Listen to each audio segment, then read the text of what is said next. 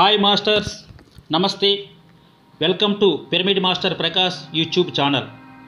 మనం ఈ ఛానల్లో చదువుకుంటున్నటువంటి మరణం లేని మీరు ఆడియో బుక్ ఈరోజు 10వ పాఠం చదువుకుందాం. 10వ పాఠం పేరు సూక్ష్మ శరీర యానం 2. ఇది వరకే మేము చెప్పాం, దేనికి భయపడనక్కరలేదు, ఒక్క భయానికి తప్ప అని. సూక్ష్మ శరీర యానం చేస్తున్న వ్యక్తికి భయం కలగకుండా ఉన్నంత వరకు ఎటువంటి ఆపద సంభవించదు, ఎంత దూరాలకు వెళుతున్నా, ఎంత వేగంతో వెళ్తున్నా. అయితే మీరు ఓ ప్రశ్న అడగవచ్చు, భయపడేందుకు ఏముంటుందే అని. ఈ పాఠం భయం అనే విషయానికి పూర్తిగా కేటాయిస్తూ ఏ విషయాల గురించి మనం భయపడకుండా ఉండాలో తెలుసుకుందాం. భయం ఓ విరుద్ధ స్వభావం. సునిశిత పరిశీలనా శక్తి గల మన మేధస్సును భయం మొద్దుబారేలా చేస్తుంది. ఏ విషయం కోసం మనం భయపడినా, అది ఎలాంటి భయమైనా, ఏదో విధంగా మనకు భయం వల్ల చివరికి హాని జరుగుతుంది. సూక్ష్మ శరీర యానం చేద్దామని అనుకునే వాళ్లకు శరీరంలోకి మళ్ళీ తిరిగి రాలేమోననే భయం కలుగుతుంది. తప్పకుండా ప్రతి ఒక్కరూ తిరిగి శరీరాల్లోకి వస్తారు, మరణం సంభవిస్తున్న ఒకే ఒక్క పరిస్థితిలో తప్ప. ఆయుస్సు పూర్తయిన వాళ్ళు మాత్రం వెనక్కి రాలేరు. ఈ చావు పరిస్థితికి సూక్ష్మ శరీరయానానికి ఏ సంబంధము లేదు అనే విషయాన్ని మీరందరూ తప్పకుండా ఒప్పుకుంటారు కదూ. బాగా భయపడిన వ్యక్తి నిశ్చేష్టుడైపోయి అసలు ఉన్న చోటు నుంచి కదలలేని పరిస్థితి రావచ్చునని మేము ఒప్పుకుంటున్నాం. అప్పుడు ఆ వ్యక్తి ఏమీ చేయలేని స్థితిలో ఉంటాడు. ఒకవేళ ఆ భయపడుతున్న వ్యక్తి ఆ సమయానికి సూక్ష్మ శరీరాన్ని ధరించి తిరుగుతూ ఉంటే, సూక్ష్మ శరీరం కూడా ఉన్న చోట్లోనే ఆగిపోయి కదలలేని స్థితికి వచ్చేస్తుంది. ఇలాంటి సమయాల్లో మళ్ళీ ఆ వ్యక్తి తన స్థూల శరీరాన్ని చేరుకోవడానికి కొంత ఆలస్యం జరగవచ్చు. భయపు తీవ్రత నుంచి ఆ వ్యక్తి నెమ్మదిగా కోలుకునే వరకు ఏ భయము ఎల్లకాలం ఉండదు కదా. ఒకే స్థాయిలో ఏ వ్యక్తి భయపడుతూ ఉండిపోలేడు. కొంతసేపు అయిన తరువాత నెమ్మదిగా ఆ వ్యక్తి భయం నుంచి తేరుకుంటాడు. స్థూల శరీరానికి తిరిగి రావడానికి భయపడ్డ మనిషి కొంత సమయం ఆలస్యం చేసుకుంటాడు. ఈ భూమి మీద జీవిస్తున్నది కేవలం మనం మాత్రమే. ఎలా కామో సూక్ష్మ లోకాల్లో తిరిగే జీవులు కూడా కేవలం మనం మాత్రమే కాము. ఈ భూగోళం మీద మనకు ముచ్చట గొలిపే పిల్లులు, కుక్కలు, గుర్రాలు, పక్షులు ఇలాంటివి ఎలా కనిపిస్తాయో, అలాగే కరిచి వికారం పుట్టించే క్రిమికీటకాలు, హాని కలిగించే సాలీళ్ళు, కాటేసి విషం కక్కే పాములు కూడా ఉన్నాయి. చికాకు, అసహ్యం పుట్టించే క్రిమికీటకాలు, హాని కలిగించే సూక్ష్మజీవులు కూడా ఉన్నాయి. ఎప్పుడైనా ఈ సూక్ష్మజీవులని ఓ శక్తివంతమైన మైక్రోస్కోప్లోంచి చూశారంటే మీకు కనిపించే వాటి వికృత ఆకారాలకి మీ మతిపోయి ఏ డైనోసార్ల యుగంలోకో మీరు వెళ్ళిపోయారేమోననే ఆలోచన తెచ్చుకుంటారు. విశ్వ సూక్ష్మ లోకాల్లో భూమి మీద దర్శనమిచ్చే విచిత్ర జీవుల కన్నా ఎన్నో రెట్లు వింతైన జీవరాశులని మీరు చూడవచ్చు. సూక్ష్మ లోకాల్లో అద్భుతమైన జీవరాశులను, వ్యక్తులను, మహామహులను చూడవచ్చు. ప్రకృతి దేవతలనే పేరుతో మనం ఈ సూక్ష్మ లోకాల్లోని ఉత్తములని తలచుకుంటూ ఉంటాం. ఈ ప్రకృతి దేవతలు మనకి ఎంతో శ్రేయస్సును కలగజేస్తూ ఉంటారు. ఈ లోకాల్లో భయంకర స్వరూపాలతో దృగ్గోచరమయ్యే రాక్షసులు, వికృత భూతాలను కూడా చూడవచ్చు. బహుశా వీళ్లను దర్శించగలిగిన కవులే సాహిత్యంలో, పురాణాల్లో రాక్షసుల వర్ణనను చేశారేమోనని మనకు అనిపిస్తుంది. ప్రకృతి పరిణామ క్రమంలో క్రింది తరగతుల్లో ఇట్లాంటి జీవులు ఉంటాయి. కాలక్రమేణా ఇందులో కొన్ని మనుష్యులుగా రూపాంతరం చెంది జన్మించవచ్చు. భవిష్యత్తు సంగతి ఎలా ఉంటుందో కానీ ప్రస్తుతం మాత్రం ఈ ఘోర రూపాలు దర్శించడం దుర్భరం.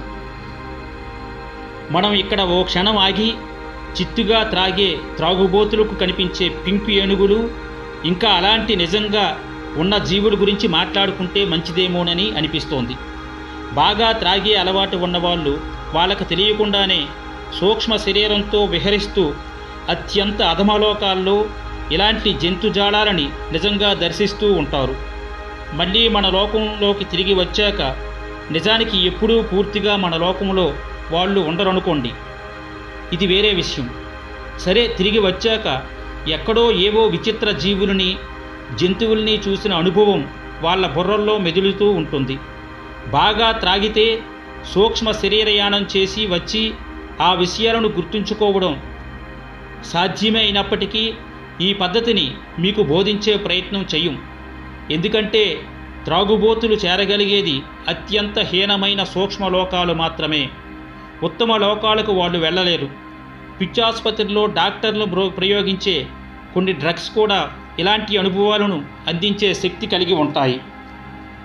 ఉదాహరణకి వాళ్ళు వాడే మెస్కలిన్ అనే డ్రగ్గు ఓ మనిషిని వెంటనే స్థూల శరీరంలోంచి సూక్ష్మ శరీరాన్ని బయటికి లాగి సూక్ష్మ లోకాలతో ప్రవేశపెట్టగలిగే సామర్థ్యాన్ని కలిగి ఉంది. ఈ డ్రగ్గు ఓ మనిషి ప్రకంపనాలని అంటే వైబ్రేషన్స్ను క్షణాల్లో మార్చేయగలదు. సూక్ష్మ శరీరయానం చేయటానికి ఇలాంటి పద్ధతిని కూడా మేము సిఫార్సు చెయ్యం. మద్యము, డ్రగ్స్ ఉపయోగించి సూక్ష్మ శరీరయానాన్ని ప్రాక్టీస్ చేస్తే ఓ మనిషికి తీవ్రమైన అనారోగ్యం ప్రాప్తించడమే కాకుండా అతడి పూర్ణాత్మకి కూడా అంతులేని హాని కలుగుతుంది. మళ్ళీ మనం మూల ప్రకృతి జీవుల వద్దకే తిరిగి వద్దాం. మూల ప్రకృతి జీవులంటే ఎవరు అంటే ప్రకృతిలో మొదటి తరగతుల్లో నిర్మింపబడుతున్న జీవరాశులని అర్థం. మానస పుత్రుల కంటే కొంచెం పెద్ద తరగతుల్లో ఈ జీవరాశులు ఉంటాయి. ఈ మానస పుత్రులు ఎలా ఏర్పడతారంటే మానవుడి చేతన అచేతన స్థితుల్లో ఊహింపబడిన రూపాల ప్రతిబింబాలు మాత్రమే. వీటి జీవితాలు ఊహామాత్రంగానే ఉంటాయి. నిజమైన జీవం వీటికి ఉండదు. నైలు నాగరికత కాలంలో పిరమిడ్ల నిర్మాణం జరిగే రోజుల్లో ఆ పిరమిడ్ల లోపల మరణించిన ఫారోల శవాలతో పాటు అపార సంపదలని, ఆ ఫారోల రాణుల ఆస్తుల రక్షణ కోసం ఈజిప్టు పురోహితులు తమ మానసిక కేంద్రీకృత శక్తులతో ఇలాంటి మానస పుత్రులని సృష్టించి ఈ పిరమిడ్లలో కాపలాగా ఉంచేవారు.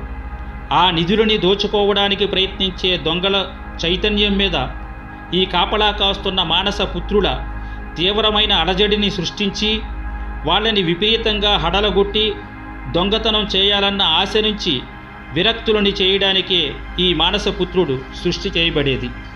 ఈ మానసపుత్రుల గోల మనకి అనవసరం. కేవలం కాపలా డ్యూటీలు చేసే ఈ మానసపుత్రులకు ఆలోచించే బుర్రలు ఉండవు. మూర్ఖంగా దొంగలని బెదిరించే స్వభావం తప్ప. వీటి సృష్టికర్తలైన పురోహితులు లాంటి వారు మరణించినా ఇవి తమ డ్యూటీలను చేస్తూనే ఉంటాయి. వీటి సంగతి వదిలిపెట్టి మూల ప్రకృతి జీవుల గురించి తెలుసుకునే ప్రయత్నం చేద్దాం. ఇందాక మనం చెప్పుకున్నట్లుగా మూల ప్రకృతి జీవులు ప్రకృతిలో చాలా క్రింది తరగతుల్లో ఉన్న జీవరాశులు. మన లోకంలో కోతులకు ఎలాంటి స్థానం ఉందో సూక్ష్మలోకాల్లో ఈ మూల ప్రకృతి జీవులకు అలాంటి స్థానమే ఉంది. మన కోతులు చపల చిత్తాలను కలిగి ఉంటాయి. ఏదో వెకిలి చేష్టలు చేస్తూ ఉంటాయి. ఉట్టి పుణ్యానికి తగువులు పెట్టుకుంటూ అరచుకుంటూ పోట్లాడుతూ ఉంటాయి. వీటికి అంతగా ఆలోచన శక్తి ఉండదు. కుప్పగా పోసిన ప్రోటోప్లాజకు ముద్దలుగా వీటిని అనుకోవచ్చు. ఎటొచ్చి ఈ ముద్దలు కదులుతూ ఉంటాయి అంతే. సూక్ష్మలోకాల్లో మన లోకంలోని కోతులలాగే మూల ప్రకృతి జీవులు అర్థం పర్థం లేకుండా కాలాన్ని వెళ్లదీస్తూ ఉంటాయి. అనేక వెర్రి వేషాలు వేస్తూ వెర్రి కేకలు వేస్తూ దడ పుట్టించే పోజులని తమ ముఖాల మీదకు తెచ్చుకొని సూక్ష్మ శరీర యానానికి తమ లోకాలలోకి వచ్చిన సూక్ష్మ శరీరధారుల్ని బెదిరించే ప్రయత్నాలు చేస్తూ మీదకి యుద్ధానికి వస్తున్నట్టు తరిమే ప్రయత్నం చేస్తాయి. అంతే తప్ప నిజానికి ఎటువంటి హాని చేయలేవు. మీరు ఎప్పుడైనా దురదృష్టవశాత్తు ఓ పిచ్చాసుపత్రికి వెళ్ళి వచ్చి ఉంటే అక్కడ కొందరు ముదురు పిచ్చాళ్ళు చేష్టలని గమనించే ఉంటారు. భయంకరంగా ముఖాలు పెట్టుకుని కొందరు పిచ్చివాళ్ళు మన మీదకి వచ్చేసే ప్రయత్నాలు చేస్తారు. మనం కొంచెం ఉరిమినట్లు స్థిరంగా వాళ్ళ వైపు గట్టిగా నిలబడి చూస్తే బలహీనమైన మనస్సు ఉన్నవాళ్ళు కాబట్టి వాళ్ళు వెంటనే వెళ్ళిపోవడం గమనించి ఉండవచ్చు. అట్టడుగు సూక్ష్మ లోకాల్లో విహరిస్తున్నప్పుడు ఇలాంటి కొన్ని జీవులని మీరు చూడొచ్చు. ఒక్కోసారి ఓ పిరికి యాత్రికుడు వాళ్ళ మధ్య ఇరుక్కునే పరిస్థితి ఏర్పడవచ్చు. అలాంటి సమయంలో ఈ మూల ప్రకృతి జీవులు ఈ పిరికి యాత్రికుడి చుట్టూ మూగి గోళ చేస్తాయి. కానీ నిజానికి ఇందులో ప్రమాదం ఏదీ లేదు. ఈ జీవులు ఎవరికీ హాని చేయలేవు. వాటికి ఈ యాత్రికులు నిజంగా భయపడితే తప్ప.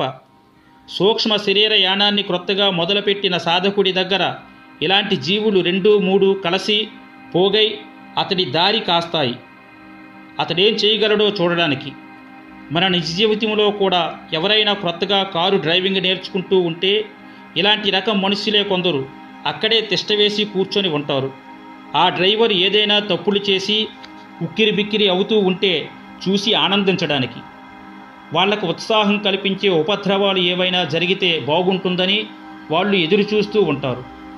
కారు వెళ్ళి ఓ స్తంభానికో గోడకో గుద్దుకుంటే వీళ్ళు ఆనందానికి అంతు ఉండదు. ఇలాంటి వాళ్ళు నిజంగా ఆ డ్రైవర్కు నిజమైన ఆపద కలగాలని కోరుకోరు. పైసా ఖర్చు లేకుండా ఉచితంగా ఇలాంటి తక్కువ స్థాయి ఆనందం పొందడమే వాళ్ళ అభిలాష. మూల ప్రకృతి జీవులు కూడా సరిగ్గా ఇలాంటి చవకబారు ఆనందాన్ని ఆకాంక్షిస్తూ ఉంటారు. సూక్ష్మ శరీరయానం చేసేవాళ్ళు ఈ జీవులని చూసి కాస్త బెదిరితే చాలు వాళ్ళని ఏడిపించి అవి ఆనందించాలని ప్రయత్నాలు చేస్తాయి.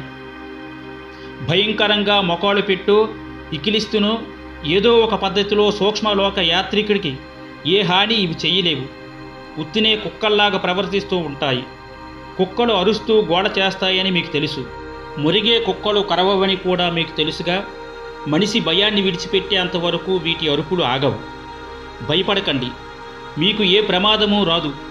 స్థూల దేహాన్ని విడిచిపెట్టి సూక్ష్మ శరీరధారులై రివ్విన ఎగిరిపోండి. 100కి 90 లేక 99 సార్లు ఇలాంటి జీవులు మీకు అసలు కనపడకుండానే పోవచ్చు. మీరు భయపడుతూ ఉన్నప్పుడే ఈ జీవులు మీకు కనిపించడం జరుగుతుంది. బాగా ఎత్తులో ఉన్న సూక్ష్మలోకాల్లో ఈ జీవులు మీకు అస్సలు కనిపించవు. ఇంచేతనంటే క్రిమి కీటకాలు పురుగులు నీటి అడుగుకు చేరినట్లే సూక్ష్మలోకాల్లో అడుగు భాగాల్లోనే ఇలాంటి జీవులు రోగై ఉంటాయి. సూక్ష్మలోకాల్లో పైకి వెళ్తున్న కొద్దీ మీకు అనేక వింతలు కనిపిస్తాయి. దూరంగా మీకు జిగేరిమని మెరిసే కాంతి రేఖలు గోచరిస్తాయి. ప్రస్తుతానికి మీకు ఇంకా అందుబాటులోకి రాని సూక్ష్మలోకాల నుంచి ఈ కాంతి రేఖలు మీకు గోచరిస్తూ ఉంటాయి. అనంత విశ్వంలో మనం ఇదివరకు ఊహించిన పెద్ద ఈ పియానో కీబోర్డు గుర్తుంది కదూ. మానవ శరీరాన్ని ధరించి ఉన్న మనం రక్త మాంసాల దేహంలో ఉన్నంతకాలం ఈ కీబోర్డులో 3-4 మెట్లకు మించి చూడలేం, గ్రహించలేం. స్థూల శరీరాన్ని విడిచిపెట్టి సూక్ష్మ శరీరంలో ఉన్నప్పుడు మన దృక్పథం పరిధి పెరుగుతుంది. స్థూల దేహంలో ఉన్నప్పుడు మనకు కనిపించని కొన్ని సత్యాలు సూక్ష్మదేహంతో స్పష్టంగా దర్శించవచ్చు. ఇలా పైకి మన దృక్పథపు పరిధి పెరుగుతూ ఉంటే విశ్వంలో మనం ఊహించిన దానికంటే గొప్ప వస్తువులు ఉన్నాయన్న సత్యం మనకు స్పష్టంగా రుజువవుతుంది. అలాంటి ఒకానొక దివ్యమైన వస్తువులే మీకు కనిపించే ఆ జిగేలుమని మెరుస్తూ ఉన్న కాంతిపుంజాలు.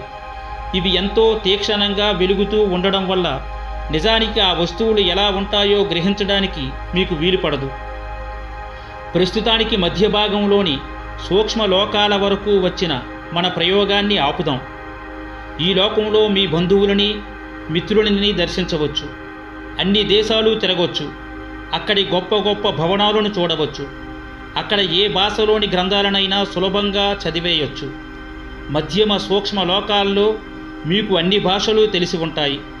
సూక్ష్మ శరీరయానం చేయడాన్ని మీరు బాగా అభ్యాసం చేయాలి. సూక్ష్మ శరీరయానం మీకు ఎలా ఉంటుందో తెలుసుకోవడానికి వీలుగా ఇక్కడ ఓ వర్ణన ఇస్తున్నాం. ఇలాంటి అనుభవం మీ స్వంత అనుభవంగా సాధించే రోజు తప్పక వస్తుంది మీరు చేసే అభ్యాసం ద్వారా. పగలు అంతమై రాత్రిని ఆహ్వానించే వేళ ఆసన్నమవుతుంది. సాయం సంధ్యా వెలుగులు అరుణ వర్ణాన్ని విరజిమ్ముతూ మెల్లగా తమ రంగులని తగ్గించేసుకుని అంధకారానికి తలుపులు తెరుస్తున్నాయి. చీకట్లు ముదురుతున్నాయి. మొదట ఒకటి, తరువాత మరొకటి, చివరకు చుట్టుప్రక్కలంతా విద్యుత్ దీపాలు వెలిగి వెలుతురును ప్రసారం చేస్తున్నాయి. తెలుపు నీల దీపాలు రోడ్ల మీద వెలుగు నీడలతో దారి చూపుతూ ఉన్నాయి. ఇళ్ల కిటికీల్లో నుంచి మూసిన రెక్కల్లోంచి లేత పసుపు రంగు కాంతులు బయటికి కనిపిస్తున్నాయి. ఓ పరుపు మీద ఓ శరీరం సుఖంగా రెస్ట్ తీసుకుంటూ పడుకొని ఉంది. కాసేపయ్యాక మెల్లగా ఏదో కదిలినట్లు కిర్రిమనే చప్పుడు వినిపించింది. ఏదో నెమ్మదిగా తేలుతున్నట్టు, పక్కకి కదులుతున్నట్టు శరీరం మొత్తం తక్కువ స్థాయిలో దురదలు కలిగిన అనుభూతి కలిగింది. శరీరం నుంచి ఏదో విడివడినట్టు అనుభవం కలిగింది. శరీరంలోంచి ఓ మసక మేఘం లాంటిది మీదకొచ్చి మెరిసి వెండి తీగ పొరుగు అంటే సిల్వర్ కార్డుకు అంటుకొని గాలిలో తేలుతూ ఉంది. మెల్లగా ఈ మేఘం కాస్త అటూ ఇటూ కదిలి మెలితిరిగింది. ఈ శరీరం కొంత ఎత్తుకు గాలిలోకి లేచి మళ్ళీ కాస్త దిగి మంచం మీద పడుకొని ఉన్న శరీరం వంక చూస్తుంది. మంచం మీద శరీరం నుంచి వస్తున్న సిల్వర్ కార్డు మంచం ప్రక్కన నిలబడి ఉన్న మేఘం లాంటి సూక్ష్మ శరీరానికి వచ్చి కలుస్తోంది. గదిలో కదిలే నీడలు మూడల్లోకి నక్కి దాక్కుంటున్నాయి, భయపడుతున్న జంతువులలాగా. సిల్వర్ కార్డు వేగంగా కంపిస్తోంది.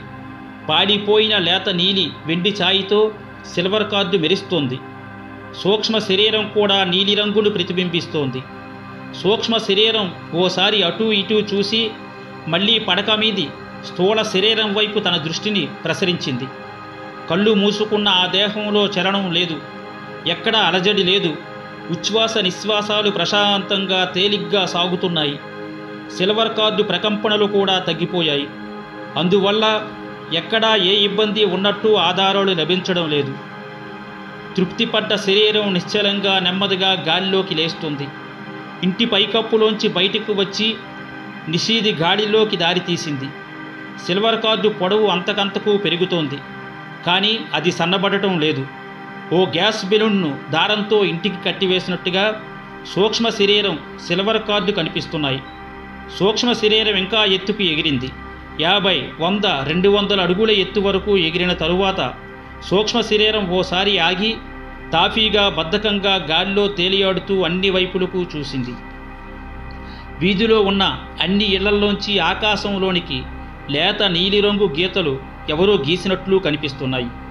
ఇవన్నీ అనేక శరీరాలను కలుపుతూ ఉన్న సిల్వర్ కార్డులే. ఈ సిల్వర్ కార్డులన్నీ ఆకాశంలోకి వెళ్ళి మాయమైపోతున్నాయి.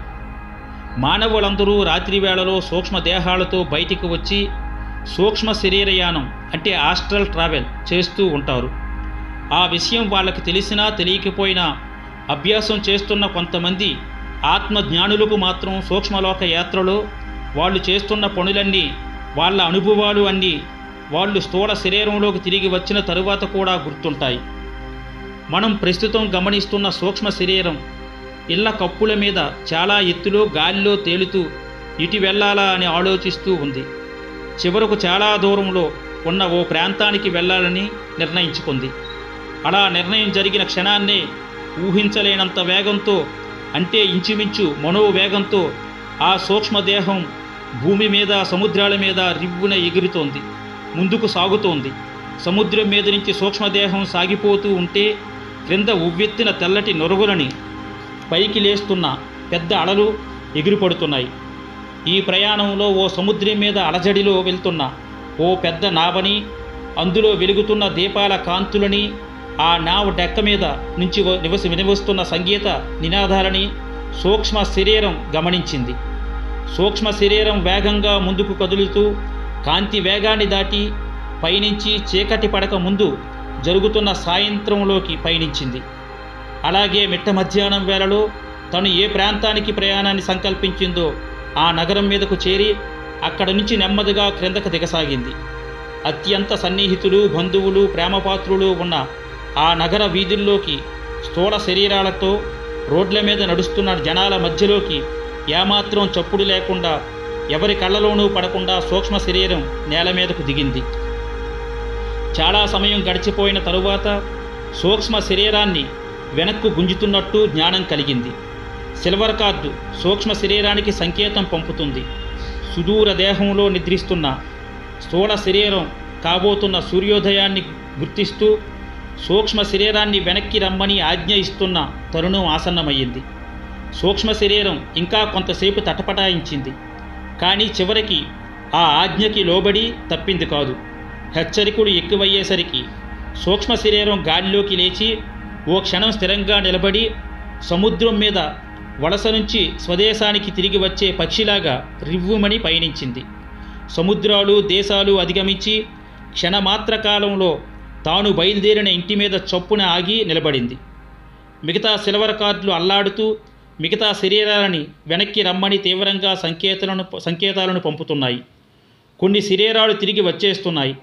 మనం గమనిస్తున్న సూక్ష్మ శరీరం పైకప్పులో నుంచి మునిగి లోపలికి దూరి పక్క మీద ఉన్న తన భౌతిక కాయం మీద సమాంతరంగా స్థిరపడి నెమ్మదిగా స్థూల శరీరంలోకి జారుకుంటూ చక్కటి కౌశల్యంతో స్థూల దేహంలోకి అద్భుతంగా సర్దుకుంది. ఓ క్షణం సూక్ష్మ శరీరానికి బాగా చల్లబడిపోయి ఉన్న స్థూల శరీరపు చల్లదనము, పైన బరువుగా పడుతున్న స్థూల శరీరపు బరువు అనుభవమైంది.